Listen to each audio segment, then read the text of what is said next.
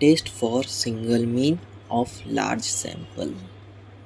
तो अब से हमारा स्टार्ट हो रहा है सिंगल मीन, यानी इक्वेशन में भी हमारा मीन आएगा। टेस्ट स्टेटिस्टिक्स क्या है इसकी, z equal to X bar minus mu divide by S by under root N.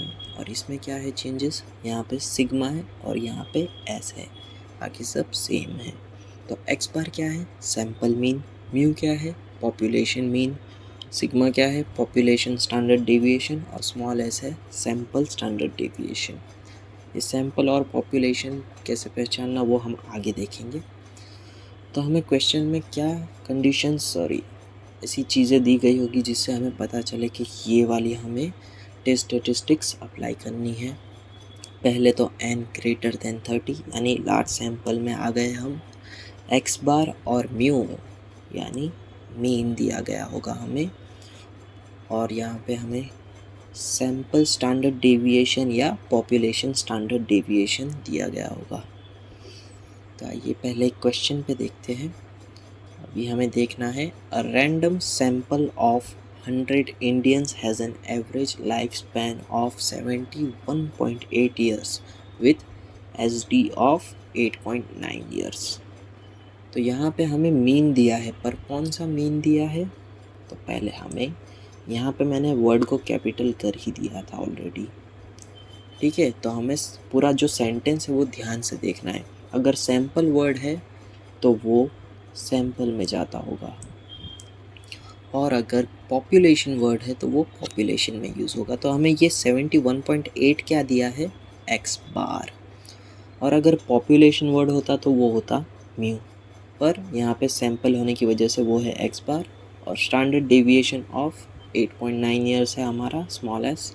It can be concluded that the average life span of Indian is 70 years, और जिसमें हमें नाम नहीं दिया है वो होगा हमारा म्यू, और कोई बार पॉपुलेशन वर्ड भी दे देते तो वो भी हो जाता है म्यू।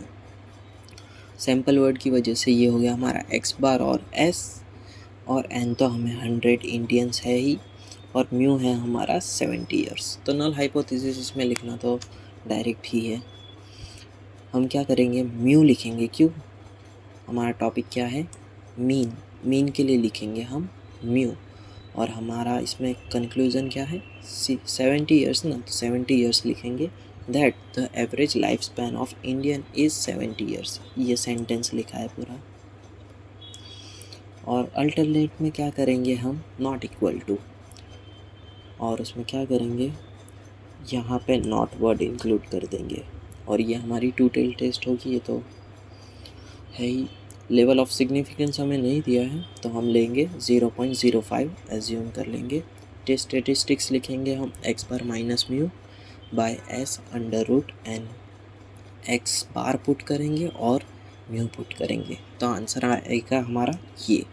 तो ये आंसर आ जाएगा, हम इसको कंपेयर करेंगे विथ 1.96। तो हमारा Z 2.02 is greater than 1.96, greater आर आ रहा है यानी रिजेक्टेड। तो हमारी नल हाइपोथेसिस रिजेक्टेड हो गई है एट अ 5% ऑफ लॉस।